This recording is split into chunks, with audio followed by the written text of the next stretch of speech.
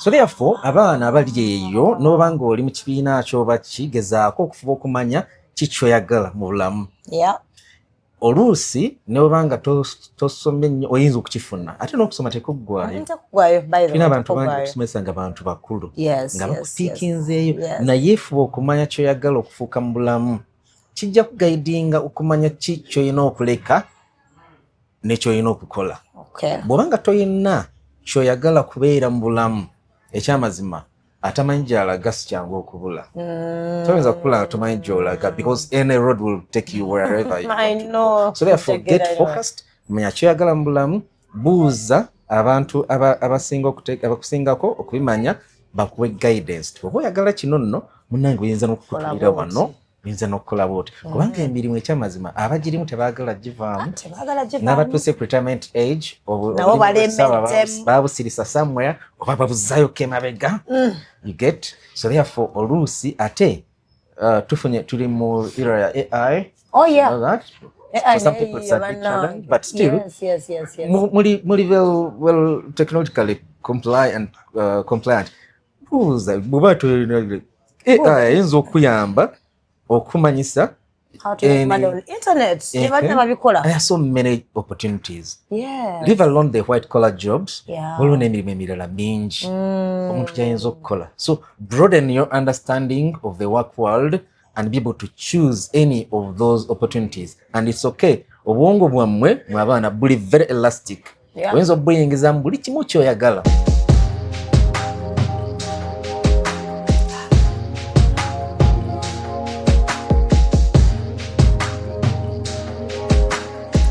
Have you ever realized that there is a breast without a nipple? But without a nipple.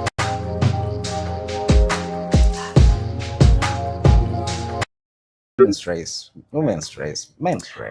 All right. Hi. How much? But I feel like even calling your wife, I'm introducing it, but I won't do that.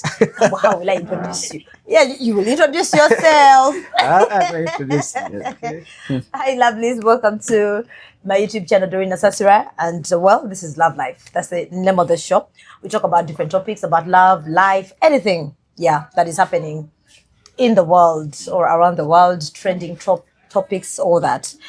Kakati, for the first time on this channel, I'm very delighted, very excited, I don't even know what to say.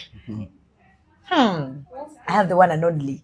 I've been hearing about him and I've heard good things about him. I want him to share his knowledge with you. Definitely. Kakati Sebo. Simanyi engeri gyengenda ku introducing mukimanyi you're just Mr. Mwesigwa. Kati ebisigadde. Talk to the viewers. Hey, viewers and friends, welcome to this show, and I would like to thank Doreen Dodo for inviting me to come and share with you. Happy New Year! Happy New Year! I'm Dr. Simon Mwesigwa, and I think that's all. Nice to meet you. I'm a teacher. I teach in the university. I co-own a university in Juba, South Sudan, Destiny University, Juba, South Sudan, together with my two other colleagues, and we are doing some good job there. Oh, of course you are. Nice to meet you. And you're a father. Yes. What are you trying to kuboka doctor? I'm a father. Yes. So many. Yes. I'm a husband. Definitely. And what else? Simple profile. Very simple profile. A big one. No. Okay. It's a very simple profile. So before we dive into the marriage and the question bit I have for you, how is the New Year so far? Do you believe in resolutions, by the way?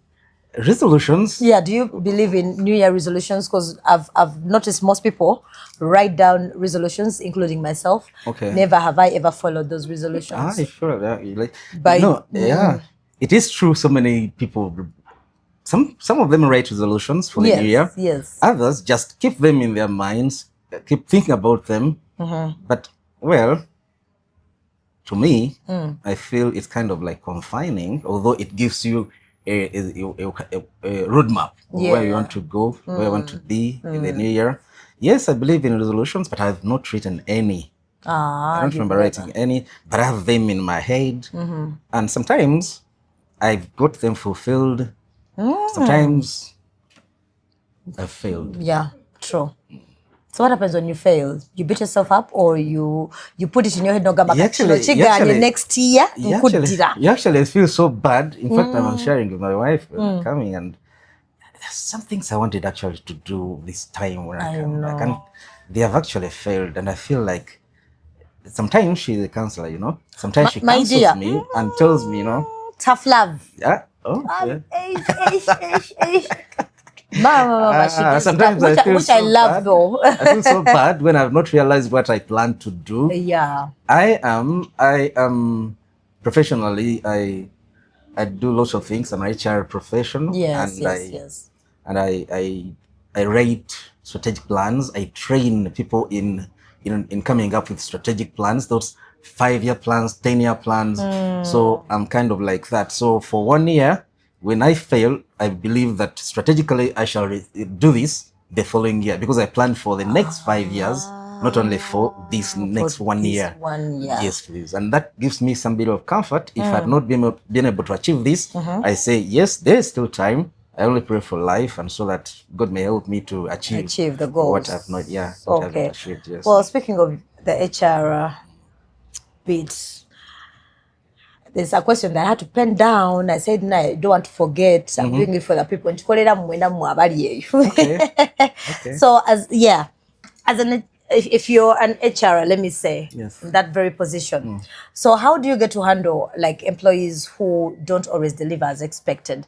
Especially, I'm looking at this angle where you're too friendly, or maybe you're friends with these employees, or maybe some of the employees are relatives. How do you get them to respect you? How do you get them to definitely to work, maybe to take the job seriously? Because there are moments where we've seen different scenarios. Because you're too friendly, because this is your relative, probably that person calls you uncle. They never respect you. They come late. They want to come in. Yeah, they don't deliver anything on time. Reports are delivered late, all that stuff. And then for some reason, some people find themselves in between a hard rock and and they're like, how will I do it? My family people are going to talk about me. They're going to hate me. They're going to backbite me. They're going to gossip about me. But then you forget that this is actually a job. Work, yes. This is work. So how do you do that? How would you advise an HR out there who is facing that? Because surely sometimes sometimes I want to go to boundaries, especially when it comes to when you are working and somebody is related to you. Sometimes some people, and so you are friendly, some people do not know their boundaries. They don't know how to you're right, some of them, they don't know where to end. Yes. And what I usually do and what I teach is let people know what they're supposed to do.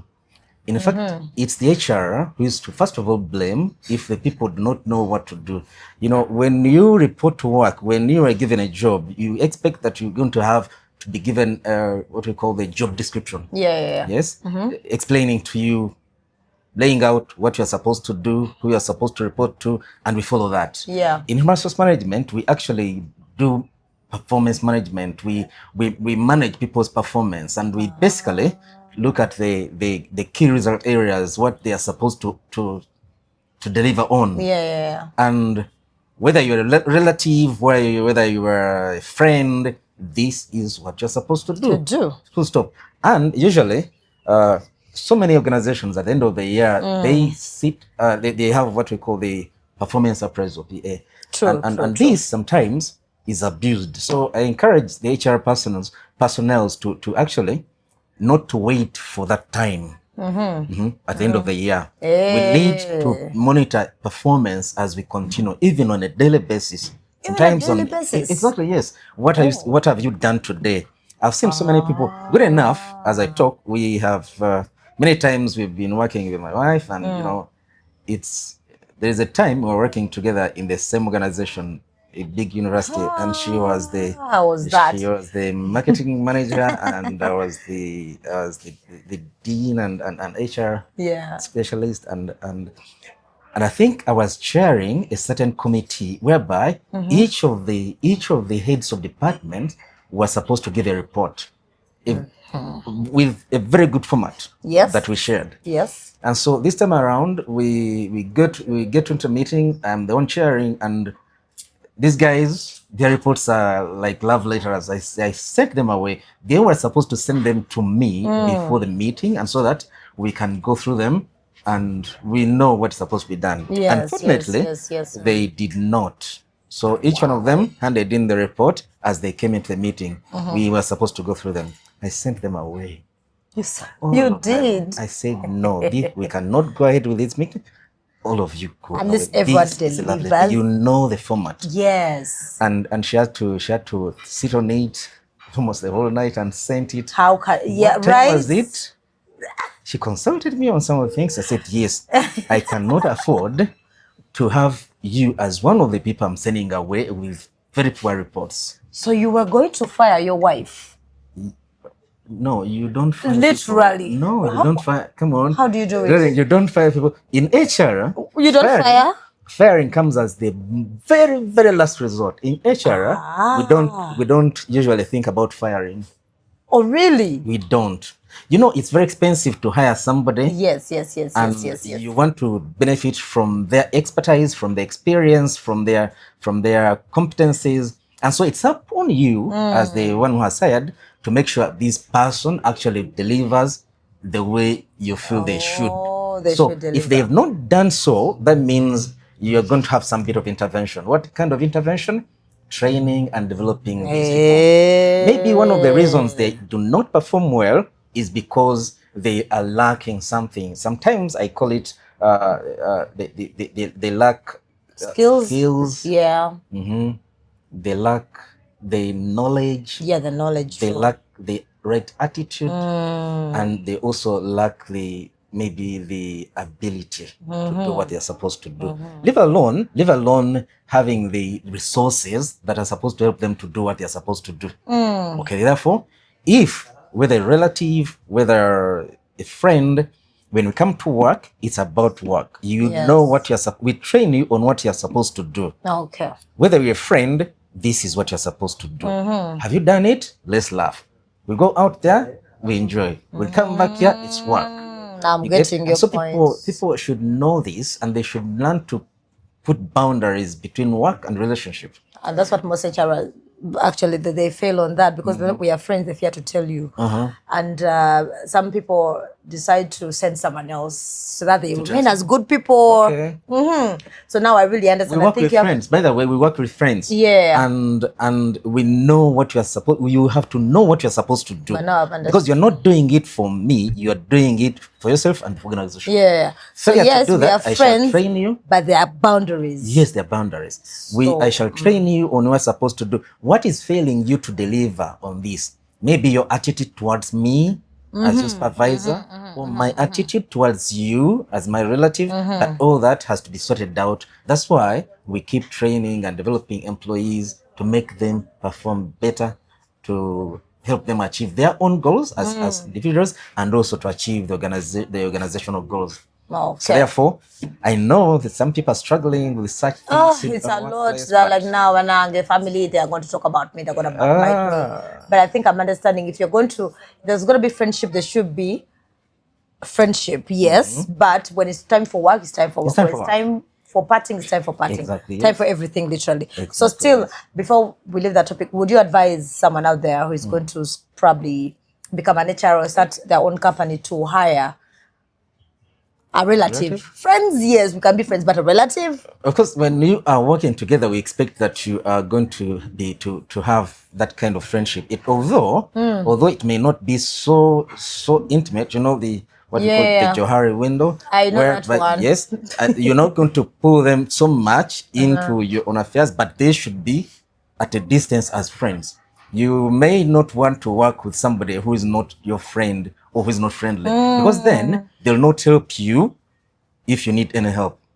So I would go ahead and hire anyone, whether a relative or a friend, given that they have the competencies, the skills, the education, the whatever it takes to be given that job, not on the basis of being my relatives. Yeah, I've fired one of my friends at one time because that was the last resort. Are you still friends? Yes, of course, yes. Oh, really? Yeah, we sometimes meet somewhere in hangouts, but I know he reminds you, he's like, hey man, you fired me.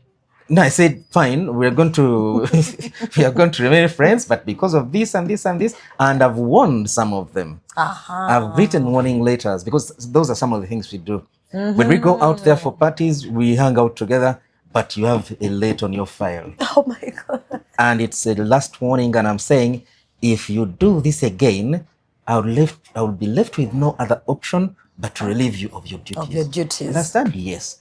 So they know. Someone is friendly, but when it comes to work, no nonsense. He doesn't joke. So role of an HR, training in a company, that's what I want to find out right here. Training, role of an HR. Oh, the HR. The people who actually take up that very position and they don't even know their role. Let me tell you now, the HR, if you're going to be HR in any organization and you want to become one or you are one, yes, I usually say it's a tripartite kind of role. First of all, you are what we call maybe a strategic partner. A strategic partner. That means you are taken, actually, some people in organizations take the HR as if they were part of the owners of the organization. Why? Because they hire, they also have the power to fire. You get? And so you see, that's why I told you fire. You said no. We don't fire, but it's the last resort. I said it's the last resort. Yes. Okay. In fact, if it's a line like this, if it's a continuum like this, you have to try this. You have to try this. You have to try this. And then you're like, last day. I think I know what you're about. Hey, there's nothing to do with you. Yeah. Please, it's it. Now, first of all, you as an HR, you are a strategic partner. That means you join together with the strategic management team, the owners of the organization, to be able to help them, to advise them on the strategic direction of the organization in terms of human resources. Okay. Yes. Now we have technology. We have skyrocketing technology, and where we may not need so many people. Yeah, true. We may not need so many people. The management says we have to cut down on the number of people. You are the one to implement. So you are kind of like the strategic partner with them. But secondly, you are the employee advocate. In as much as you are on the side of management to help them implement policy and stuff, but you're also an employee advocate. You advocate for the employees. Whatever they need, you are the one to be able to relate to management. And so therefore, you are kind of like the mouthpiece for the rest of the employees. You must listen to them. You must feel for them. You must, advocate for them to management. Advocating, but thirdly, you must be the change agent. Okay. If there's anything that needs to be changed in the organization, it's you, the HR, to be able to introduce that change. Make sure it's implemented. Exactly. So therefore, that's the advice we could give. Training is part of the whole process. Just a small bit of it. A small bit of it. HR have a lot of roles. But within the kind of summary, they fall within those three kind of categories. So if you want people to be trained, it's about change. They need to change, first of all, to change their skills, to change their attitude, to change their abilities, to change their competencies. And so therefore, training is just part of the whole big thing. All right. Yes. Okay. Mentoring is another. Mentoring. You have to mentor. Very true. Very true. You don't have to be biased. No. Don't show sides as a HR. Yes. Great. All right. Thank you so much. I've learned that. So now, away from that, let's dive into the marriage bit a little bit. Katono tono. Katono. Katono sikila kuyingiza lije tugenda ne Mrs. Mwesigwa. On a man's perspective, like I had written women, but let me put men. Like many women today are in marriages that literally ended long long time ago. No, marriage inajivaamu dda naye aliwo as a chifana, as a picture. Just munange to keep up some sort of status, you know, society stuff, family. Nenga jivaamu dda, and then others they fear starting over. Then sometimes they talk about the kids as well. But then how can you advise a man out there who is in that marriage and probably is not happy, whether there are kids, yes, involved, but he's not happy, you know, like probably he's there because of the kids. Maybe he's thinking of the things that built together. In my mind, I have a feeling it's fear. But he's still in that marriage, just holding a title. But it's like, how do I get to start over? How do I start alone? What are they going to think? What are they going to say? They're going to think I'm a failure. Because there's even a story I've gotten today. Some man was saying that he found out that the wife was actually cheating on him with another married man. Okay. After being together for, I think, over 10 years. But then, of course, I posted it on my socials, and some people were saying, first thing, before you think about moving on, make sure that you take those kids for a DNA test, number one. Number two, others are like, before, you know, abasajja tebanova sigala guma. Guma, I was reading comments, I'm like, guma, abasajja tebanova. And then, because for him, he had different questions, and he was like, now the kids are going to be traumatized, because sometimes when there are moments when I go away a little bit and jagala just to breathe, and then they call, of course, on their mom's phone saying, Daddy, where are you? We've not seen you in a while. How do I get to move on from all that?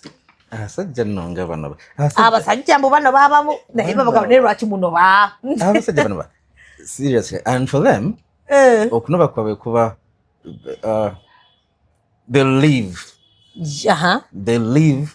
bayinza obutasiba bintu byatwala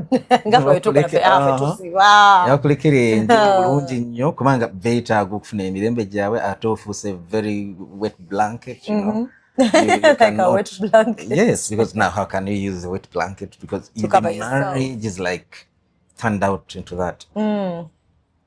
I think, should I advise anyone? Let me tell you, whatever brings a relationship to hit that kind of rock, the two of them know. They know it. They know it. They know it. And they know where the snack is. They know, they probably even have a fair idea of how to overcome this. Most of the time, it's about communication. If somebody's out there and they're considering their marriage as a wet blanket, probably you need to sit down and talk about it and find out which point in time did we hit this rock, and if it's okay with you, can work it out. But the example you gave, the post you made, when a woman is cheating on you with somebody else, whether married or not, it can be so bad. Naturally, of course, with men will say, even if I cheat, it's not a big deal. For you, you always want us to forgive you now. Forgive me. Nay, for us one day. I don't know. Katonda bwe yabikola. Nyabwe yabikola. Era kuuza mukazi wa bituufu Mukama yakiwandikawo mu Bible. Tibasajja mmwe it's okay. No. Yabikola bwati. Kati naye si kirungi. At all costs, it's not good. For the two who have built this institution called marriage to actually separate. But at one point in time, you'd rather have them separate than continue living the way they we've seen, and we have had a lot of examples whereby actually it has failed to work out. Very true. Failed to work out. So what do you do? This is my daughter, or this is my son, but this is what is happening in there. So instead of cheating on your husband with somebody else, whether married or not, toxic, exactly, why don't you leave? So what do you do with the kids? You sit them down, or you're like, you figure it out? Naturally, abaana bulaba amateeka go gali aga protecting abaana, especially at certain age, nti bateekeddwa okuba ne mami waabwe, unless nga mami waabwe asazeewo nti nze mbalese nze ngenze n'ekitama mulese, because they decide like that, nabamulekera ne bagenda. But the best thing would be to consider what is lawful. Yes, abaana bwe baba nga bakulu, basobola okusalawo ganze ngenze ne mami oba ngenze ne daddy, you know, babanga bato at a certain age mu mateeka bateekeddwa okubeera ne mami waabwe. But n'abaana tekibasanyusa baga I would rather mommy separates with daddy. Nga balaba nga eva muyomba. Exactly, yes. Yeah, true. By the way balaba. Exactly. Lwaki tebeeta oba ffe tuna whatever it is tetwalyagadde bino. Yeah. Kubiraba kubibeeramu. You get? So therefore I don't know how to advise. As a counselor I don't give advice. You know, we usually don't give advice. We talk to people so they can come up with the solutions to their own problem and be able to implement those solutions. Whatever has brought that kind of rift between the two people, it may not be the same. Abantu abamu kaba kantu katono nnyo, abalala kiba kinene nnyo. But to them, oba katono, oba gwokikonsideranga kinene, to them it's what actually matters. And it's one that naye osobola okufixinga ng'ekintu kimenyeso n'okiremerako just because of magala keeping a marriage status. Nekifixinga nekiddawo. Yeah, and they have tekiddawo nga bulungi but kigezaako. Oluusi tekiddirawo ddala. Nene basigalamu. Especially nga bakola vows until death do you part. What some people have done is to quicken the death of the other ones so they can be able to move on. Bakikoze buli yatomera muneko gate. Kituufu babikola yeye anagabye banne nga tavaawo. Namwangu yako. Namwangu nakakatoto oluddewo zekamugjeyo. Instead of reaching that far, I would rather part company because tebabazaala noono ne bwembanga muli balongo bazala mwenna still you are not those were joined together like this. Is it twins? Those twins were joined together. Yeah, so you are not kind of those twins. You can still separate and life continues to be wonderful. Okay, so then yes, kirungi mu dini tabakikiriza. Ekyokwawukana. Waliwo kye bakkiriza ekimu infidelity, is it infidelity? Yes. Kye bakkiriza. N'ekiri ekirala nga kiganya kubeera. Okay. Waliwo ekigaana ng'olaba oforcing a life. Nedda waliwo ekirala bwe bali kireetera marriage cannot be consummated. Bwe kiti nakyo nakyo bwekigaana you can yes nga mulwadde tekisoboka. Then it's okay bagamba bambi kiveeko. Wama. So sex is very important in marriage. Mutegedde. But will I get married for sex? Simanyi. Kakati. Simanyi. So what Kaziba Kapo there's a friend of ours on the show here called Haji Kaziba Kapo. I see him. You see him? Yes. Yeah, very witty as well. But there's something he mentioned. Nemula bagande Franga Shumba, I'm backing her up. Nagamba facts.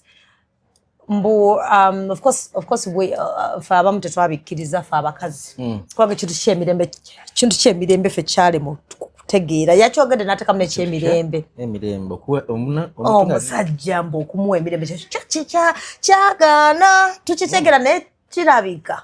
We have a feeling you abuse it as men. Okuba omuntu emirembe fe okubawa emirembe kati waliwo abakazi ababuuza kakati ffe ani anaatuwa emirembe ffe eva tubawe emirembe. Sinza ku definition yo y'emirembe gyo wamuno. What definition do you give okuba omuntu emirembe? Okay, from a man's perspective mirembe kyo kati gabada abavubuka bo abawala bagamba mbu okubawa emirembe what they mean, what they understand with mirembe, let them be and cheat and do what mirembe tombuza jendaga tombuza lwaki ntuddeyo. To them that is mirembe. Kyengambye kisinza ku definition y'emirembe gyoyagala okuba kubanga abamu maybe they are so nagging. Maybe, the women are nagging? Yes. Okay.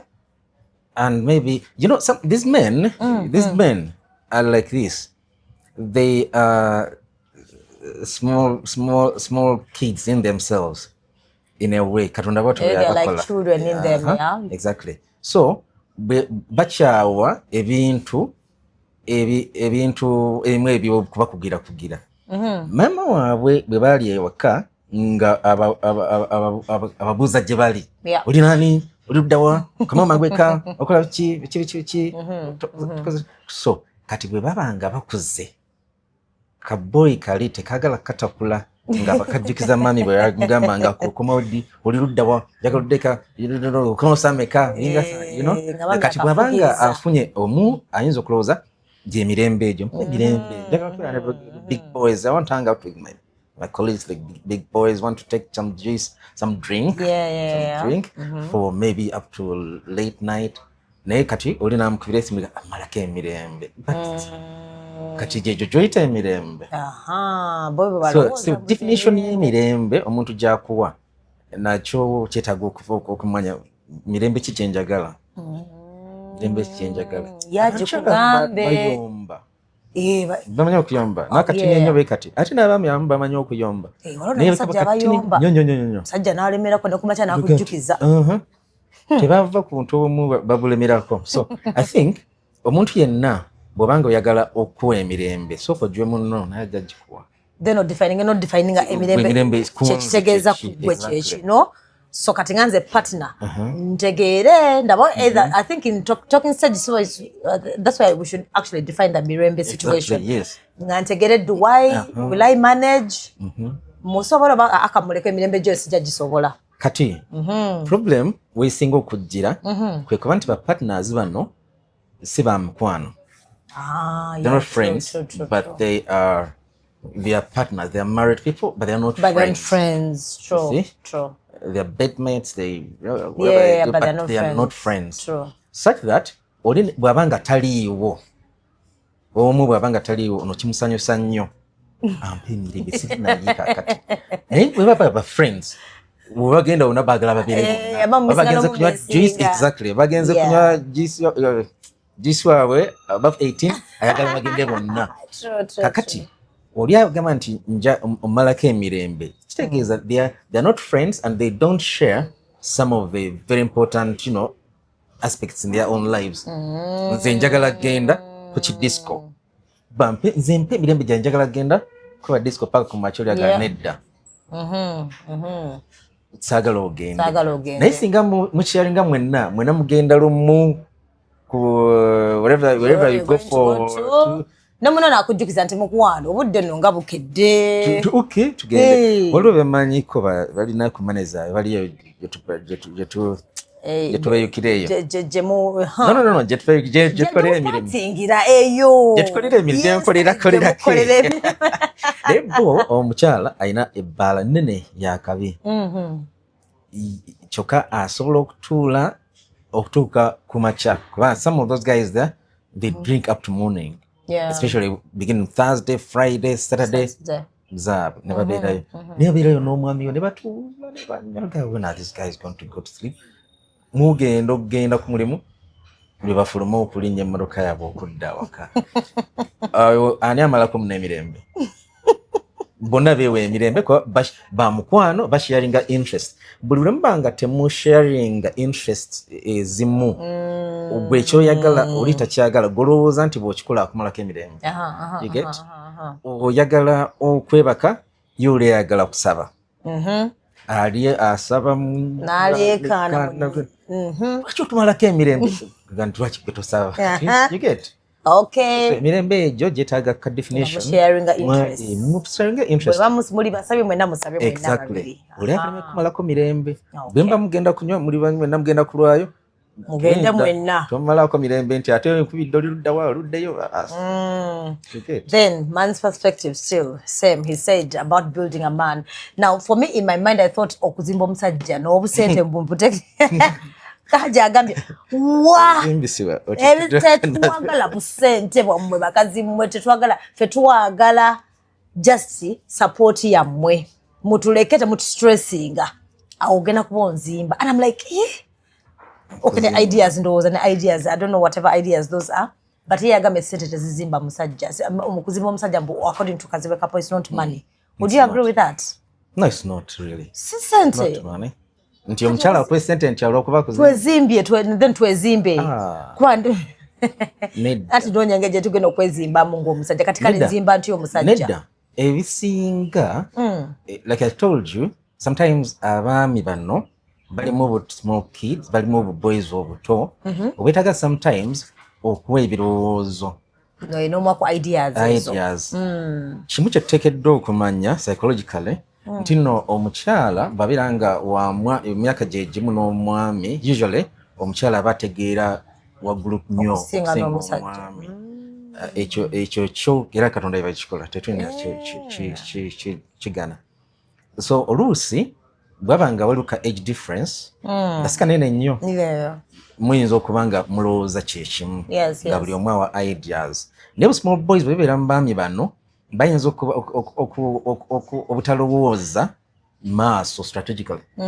Oba tufuna abaana oba tufuna amaka gaffe oba tutandike business eno bayinza obutabirowoozaako ng'ekibanyumira baŋŋaananga okugenda mu disco ne ku ssomero bangoba mu ssomero mu kisulo kati ngenda kuba ekidongo. So therefore abeera yeetaaga maybe okumuwa ideas kati akasente akawe tukafunye tukakolamu wano bwewati nakalamuzaako manyi batunda kali akawali kwega naye bwaba nga talina sente ne ideas nungi nnyo tuzaagala okuva mu bakyala by the way nebakwadde tulina ezaffe ate oluusi ze batuwa tuyinza obutazikolerako nnyo naye ne musharinga noga okay mwenanga there's that kind of okutunula ewalako. Ndowooza kibaita okuzimba omusajja so si nti kumuwa ssente naye okumutunuza ewalako. Abaana bano nno we batuuse ndowooza baali badde mu kisulo. Ebintu mu bulamu ebiyinza okutwala omuntu mu maaso newaba nga takkiriza patna newatakkiriza ne kasatu this is input yange njitaddemu maybe one day oligirowoozaako. Exactly. Eyinza okuba nga maybe resources tezisinzisiza tezisoboleseza at time but of course you explain that ketusaving kakyali katono naye tukoze tutya. Ate abakyala bayinza sometimes I've seen bamanyi n'okwekolamu emirimu ne bakuŋŋaanya otusente twabwe okulanga tuwezeeyo bali mu bibiina bwe bityo. So balina ideas nyingi nnyo. Abasajja si kyangu nnyo okubeera mu bibiina ebyokuŋŋaanya sente kitegeeza nti ideas zaabwe abasajja abo bo si kyangu ate nebajja ne batwewolako obusente bwaffe obw'ekibiina ne batabuza. Mbawulire tebabuzaayo. Njagala ba encouraging abakyala abali eyo bw'ogezaako n'omuwola ssente akuwe ne payment plan ate ateekemu amagoba. Kati payment plan bwagaana okuleetanga ssente n'agamba ye bannange omanja obusente bwo nti omazeeko emirembe. Awo nno wali akazibu omutrust weggwerako awo sometimes. Oba maybe me I'm thinking tuleme kubawolera ddala like mbere nga nze sikuwola. Okay. There's this principle I use in life. Ekintu kyonna ky'otaalyagadde kufiirwa tokiwola ate tokyazika. Kyobulidde nti kijja kunnuma nnyo nga tasasudde ssente zange zino omutwalo tozimuwola mugaye ŋŋenda kukuwa buwi 5 zino sijja kukuwola. Okimanye kijja kukuwa emirembe bw'obanga oyagala nnyo katisaatiko kano oli ne bwakwegayira atya nti okamwazi kagenda ayambalemu nga toyagadde kafiirwa. Abakyala sometimes bazika bannaabwe zigomesi bagenda ku mikolo kituufu kati amaze okwambala bulungi gyanyumye ekyamazima zeeka bulungi ajozeza aba agikola bwatyo paasi neyitako kati oli tajja jikkiriza oli kijja baleetera okuba nti kati bakyakwawukana. Bw'obanga owulira toyagala kufiirwa gomesi yo togyazika bwolo n'atagiza naga abagibidde ku waya. Exactly. So tekikuluma bw'obanga nga togimuwadde gimuwe gimuwe bubi ng'owulira exactly. So abakyala sente ezibaluma temuziwola mubawe ezitabaluma omusajja akole muwole buwozi just katono komanyi newatakomyawo jala mwesi gwabiganye batugenderaawo agambye temuwola abasajja ezitabaluma naye bwowola ezikuluma buli kaseera ogamba naye sajja musajja yankuula oyo. Okay, kakati njagala kwogera ku how can parents break the distance. Nze bampula nenzizayo akuwola nozizaayo ekiro kigenda mumagoba percentage bameka 10%. Payment plan eri wano nogamba ozikomyawo no by the way 1 month with this percentage. Exactly, yes.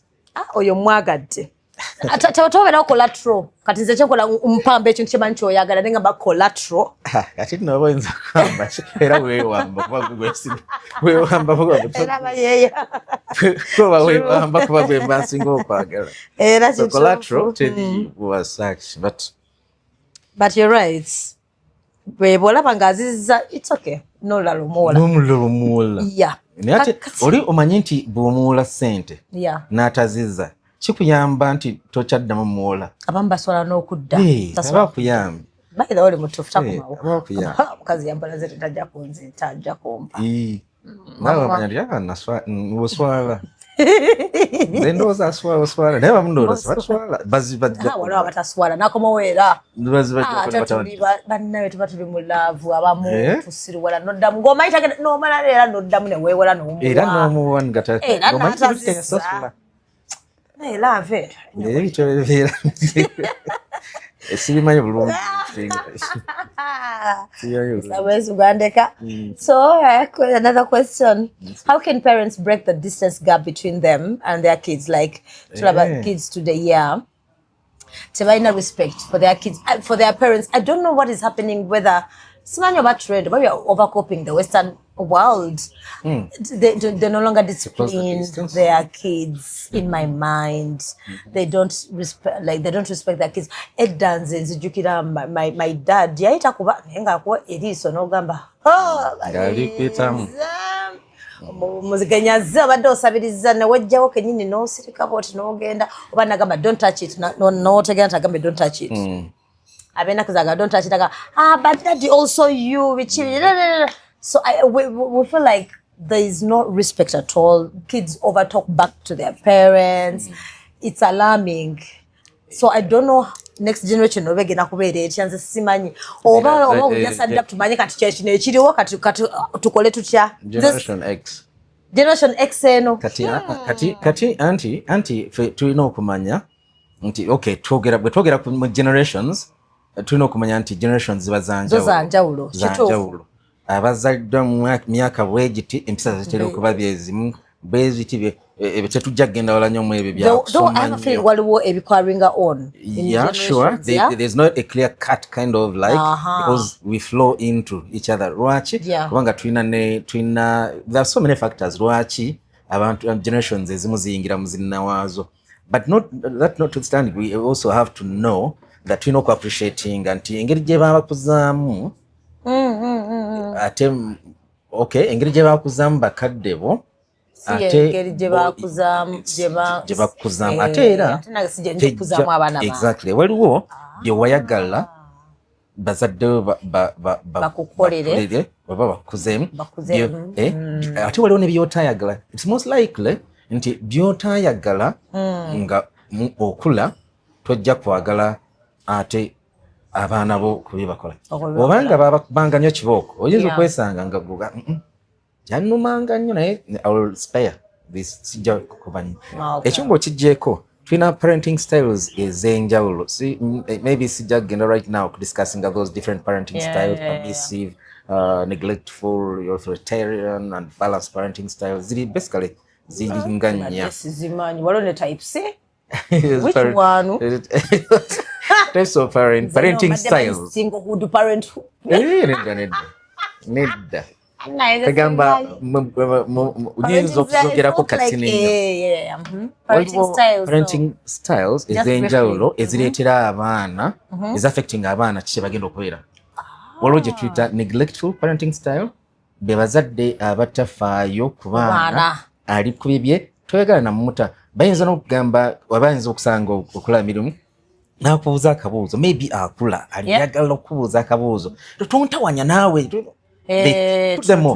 neglectful so abaana ne beesanga nga bo beekuzizza bokka katugambe newabeerawo that gap eyo between omwana n'obazadde be kati waliwo ne permissive parenting styles naye kati ng'oli omwana akyagala tobakyagala you permit them to do so omwana ono yajja kufuukamu era ajja kuba kyalina okufuukamu bye bayomba nti n'ogenda n'okyalira omuntu omwana najja na ekifi ky'ennyama kyembadde nteresa okulya n'akijjamunayagala ennyama muleke ennyama yange zimula enkuba obugalo era ajja kukula abeere nga ne bwabanga musajja mukulu oba mukazi mukulu bakyo bajja okuyisa abaana be ye kennyini bajja okweyisa ye it's most likely nti nno ayinza okutunula ng'akoze n'agana nedda bazadde baye baali nga so neglectful nze sijja kuba naye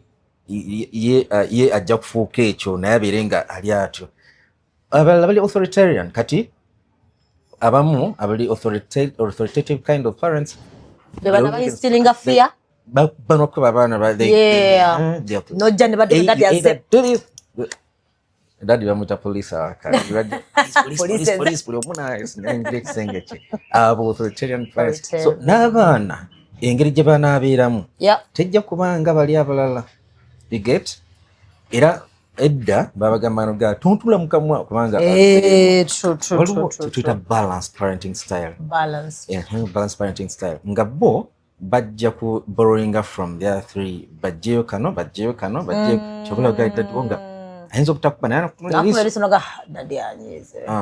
naye nga tekimugana kuba nti oterezeza okay right now jangu kuteese abaana ab'ennaku zino ye generation eyo really well exposed very exposed my god the parents nabo bali awo there's like I don't know either they're confused abamu they don't know what to do exactly they're overwhelmed exposure abaana gye balina bamanyi bakusoma n'okusoma yes bakusoma naye bamanya daddy ali bwati mami ali bwati so they know how to maneuver kati oyinza okubanga ogamba nti abaana baddamu bakadde baabwe naye tukyagala omwana oyagala akuddemu to debating we should debate maybe the tone matters yeah the tone really matters like you said that kind of communication how do we bridge the gap between children and their parents how do we close that gap is that kind of communication nomanya nti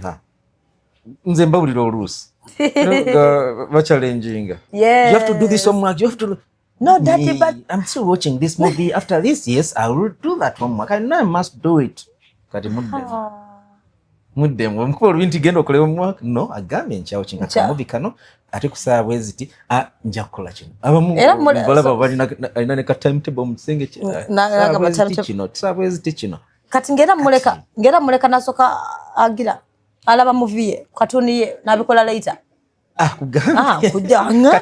kubanga tokkiriziganyiza naye muteese no kakati katuni ezo jaziraba naye soko oyoze ebintu bino bwe tabijjaawo kubyoza mangu omanye enswera ziyinza okujja wano ate zuba wabi so you reason together okay mami let me do that okusinga okuba shutting down tulina obuzibu bunene nnyo ng'abakozesa because tulina abakozi betukozesa ng'abakozesa olina tiimu y'abantu nga 80 something naye waliwo abatasobola naku-expressing themselves tebasobola kudebatinga ne baba muli mu meeting lwaki kubanga maybe they were so suppressed buli kaseera so kijja mu bulamu naye omwana kasita abeera ne freedom ey'okulowooza nasobola n'okudebatinga naawe no more reason why you are telling them to do this even if you are going to pain that child I'm going to okoze kino bwe kiti nakigaana si kirungi right awukizeemu olwa akadagala akagenda okiwaringa kastika nokola okay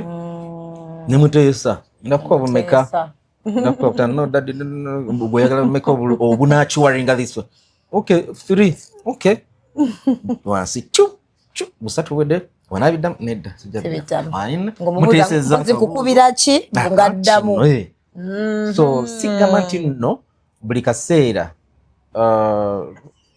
olina ekikyo kye kinokola abaana abamu kati ojja kulaba n'okulaba batuuka ne muteesa kati abakuze ne muteesa kusi kikyagala okukola eriringa ku mirimu ki all those kinds of things omwana n'akunnyonnyola ne problem zaafunye eyo n'azigamba naye buli lw'omusuppressinga ayinza n'okutya n'okugamba ekintu ekyo gaapu ebulawo ekisembayo ng'abazadde tulina okubeera okutegeera kino nti bw'obanga osazeewo okuzaala abaana kaabomu babiri oba bangiko you must grow up with them tukule nabo obuli n'oli akyali waka samba daddy you come to samba ne musamba amulala ayagala kuvuga digi oli ku mavivi bakuvuge kali bumbogole twali sagala kuzuta balo bempulira nga ayagala kusiba ku buviri kusigako ku makeup no takako emwane no nice naye bakimuka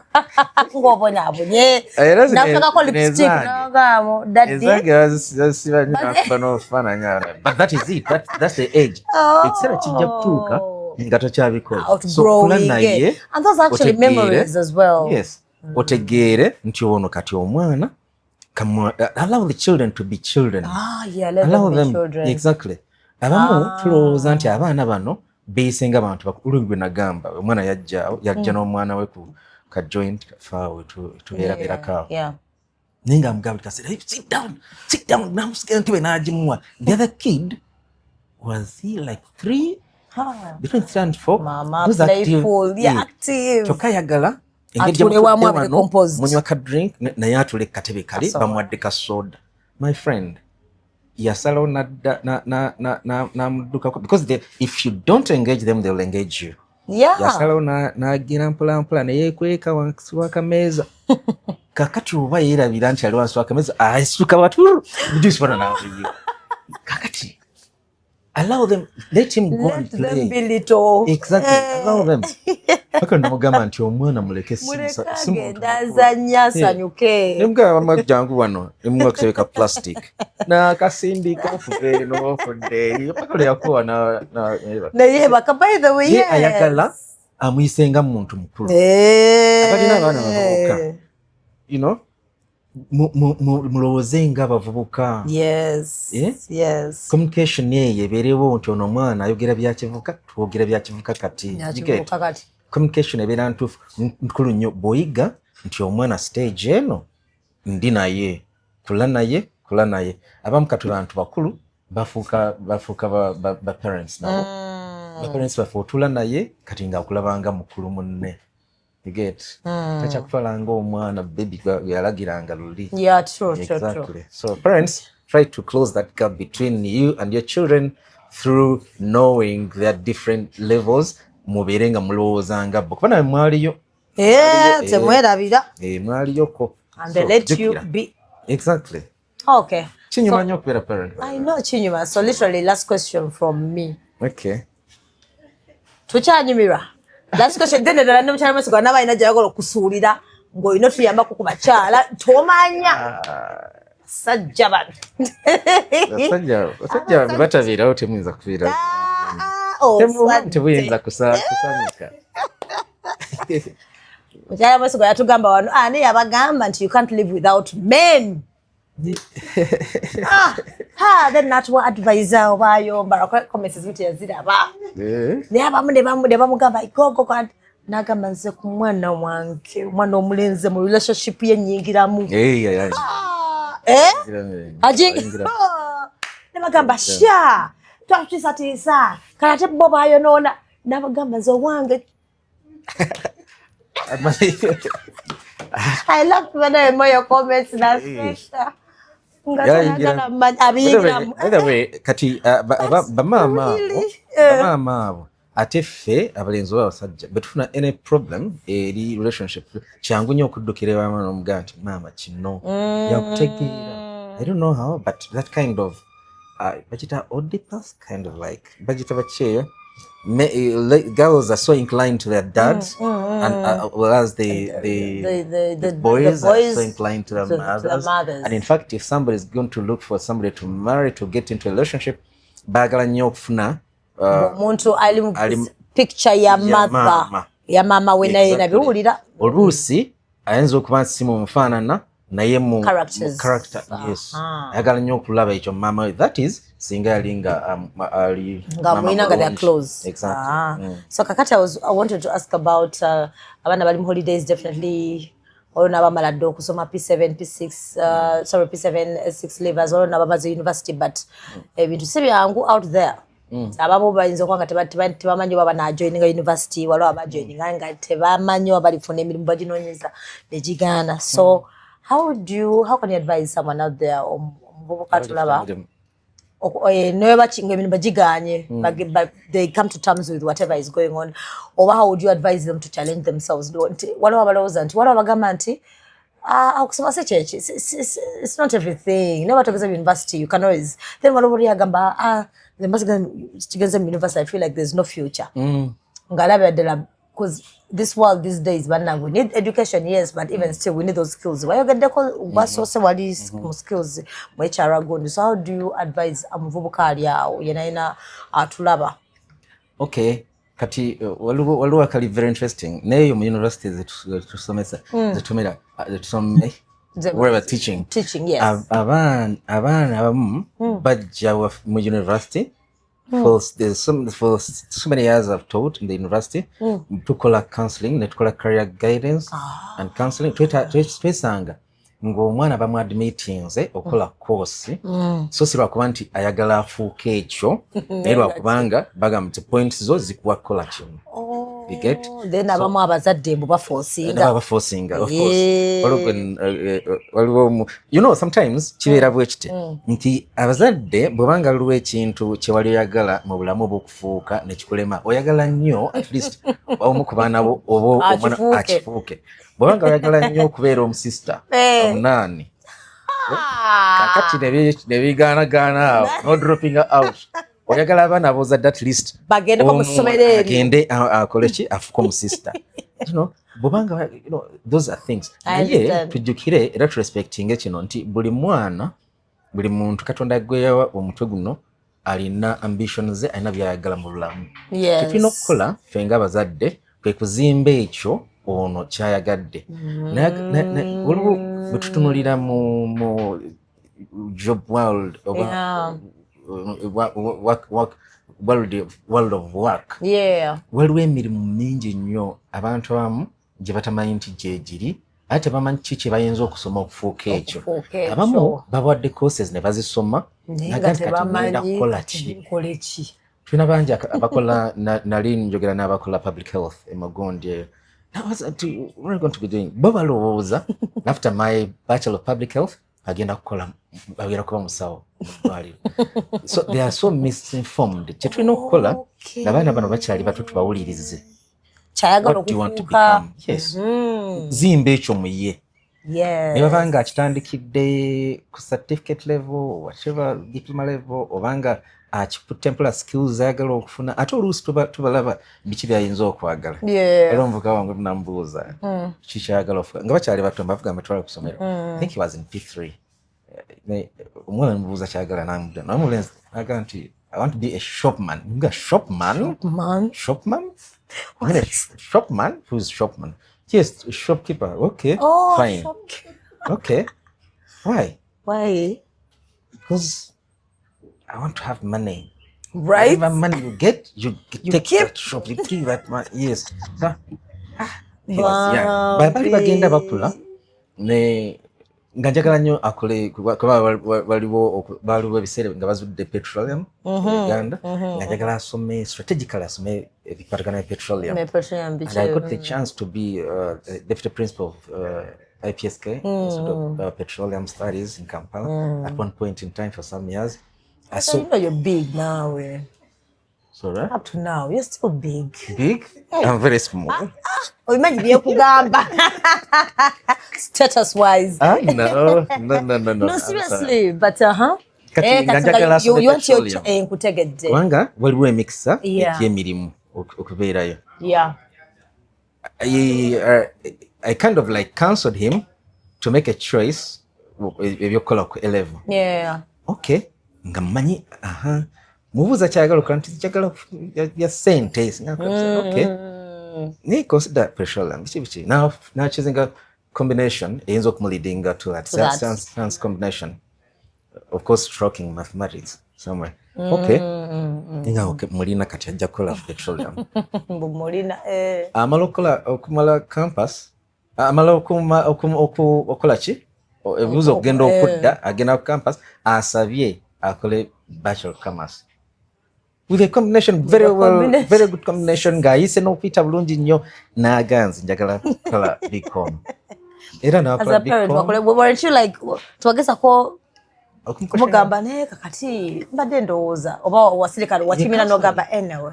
Namanya nenjukira kyeyangamba nga ali mu P3 kati ayingira university ayagala bya ssente era nakola BCom nakimaliza kati atuba na CPA kati finance manager in one of the kati ali very comfortable mu kyakola. So therefore abaana abali eyo n'oba ng'oli mu kibiina kyoba kigezaako okufuba okumanya kikyoyagala mu bulamu. Oluusi n'obanga tosomye nnyo oyinza okukifuna ate n'okusoma tekuggwayo. Tulina abantu bangi okusomesa nga bantu bakulu nga bakusiikinzeeyo naye fuba okumanya kyoyagala okufuuka mu bulamu. Kijja kugaidinga okumanya ki kyolina okuleka nekyolina okukola. Bw'obanga toyina kyoyagala kubeera mu bulamu ekyamazima atamanyi gy'alaga si kyangu okubula.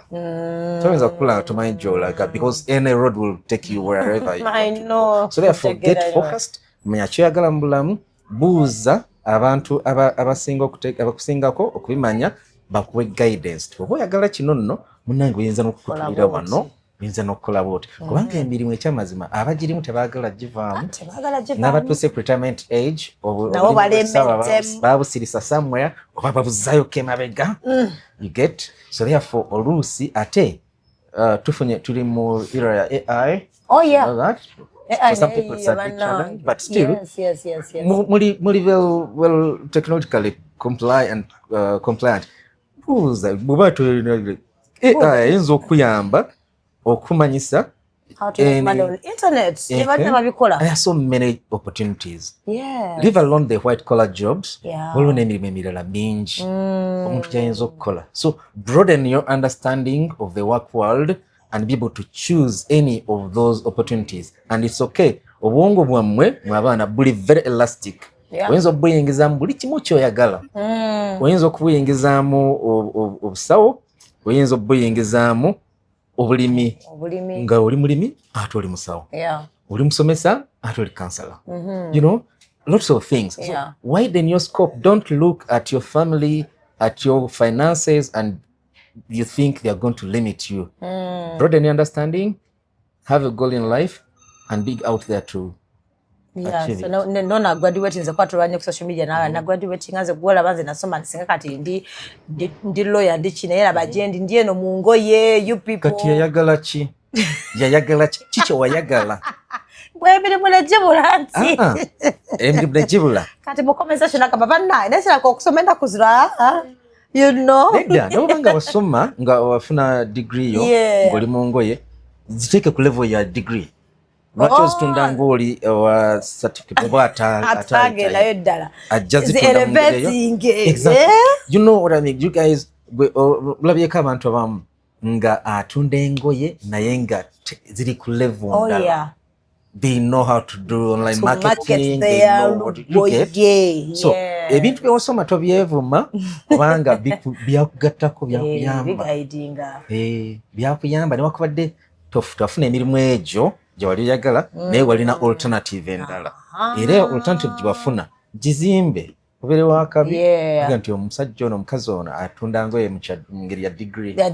Tegera. Do you always counsel those kids nga you're sending them off from that university no bagamba by the way it's tough out there nti naye bange emirimu gibuse kola bukozi wa the trainer center when you go want to go to bakuba center by these days baga bali entitled ze bwenzija mbabenda kuzino wenze kati bwena kola gunje internship those days ngati batu wasit abena kuzibagala sitagamba nange njagala sit ngamba litabatulwa mpayo wa the transport was it part of the contract? Exactly. No gamba I'm already skilling you atoyagala nkuwe se bagala set. Kati do you when you're sending them off mo university or bagamati by the way ekiri ekikambwe na ye choboko kola tonyo mamirimu gwetani kubatandi kabinda azinengo manye ina degree one day oba when you go antonyo mamirimu do you tell them, do you prepare them like actually chetukola kwamba bera depressed twinayo entrepreneurship hubs saka tetubalinda kufuluma naye tubayamba okusobola okuba nti they have kind of like entrepreneurial thinking. So namanya nti nobadde asoma kino naye bweno asobola okukola kino asoma kino ayinza okukola kyo mu line eyo. So by the time they graduate already nga aina idea. Some of them have actually started some of their business ideas. Olina omulala yayingira mu kutandika kusobola na kutunda motoka. Engaging n'atandika ebyo. So basically tonyoma mirimu. So yes. Omulala yatandika washing bay.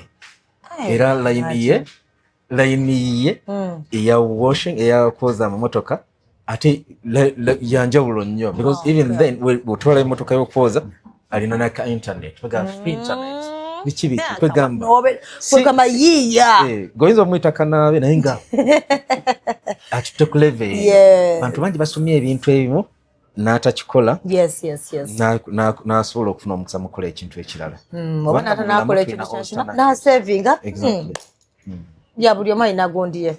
Thank you so much. Welcome. You made me talk too much. That is the way kufunide sha. Era another time I go through Mrs. Mwezi back. Era when the word fingers crossed. I was like fingers crossed. And I'm going to get into Muja and I'm like, yes. Thank you so much. Welcome. Thank you too, Doreen. I'm glad to have been on your show. Yeah. And thank you so much for the work you're doing. Actually, when you look at the posts you make, I enjoy listening to them. I'm not so much of a social media person. Era buli kyenjagala okumanyamu ebyo mbuuza mudamu yangamba okay ono oyimbi bamutawe bati we bati so mbadde ntya nnyo okuba nti nno engolowooza buli gwendeta buli mumubuuza bibye kati twakubuuza byakojja oba ojja fuluma bufumiwa so bamponingidde nawo ne bangamba please tomubuuze byakojja ko nesisobola Koze bulungi nnyo. Koze bulungi ogobera instructions. I know. You must be a very good student. Oh yes, I am. And thank you. Welcome. Thank you too, Dora. Okay.